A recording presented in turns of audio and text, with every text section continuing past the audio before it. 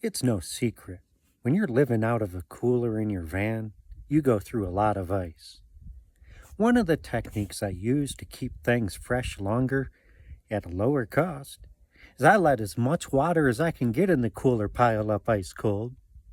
And that means to move the temperature of the cooler itself, it's got to change that entire mass of water and the food and beverage.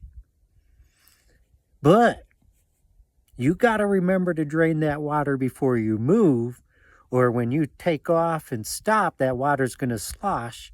And if you've got a shitty cooler like I do, it's going to basically flood all over your van. And that's not what you're trying to do. You're trying to make your food last while you're stationary. Drain that water out before you move. Top it up with ice when you get into civilization. But the more massive ice cold shit you have in your cooler, the longer it will hold temperature because it takes more energy to change the heat of that mass.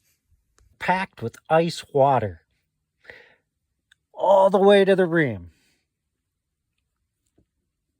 We got 30 pounds of ice and as much water as it takes to get it full. And that's going to keep everything cold for about 4 days. And then, of course, as the water piles up to the rim like I'm at now, stuff has to go into Ziploc baggies with a little bit of air in it so they float to the top of that water. And you want the meat side down so it stays in contact with the ice water and the air side up.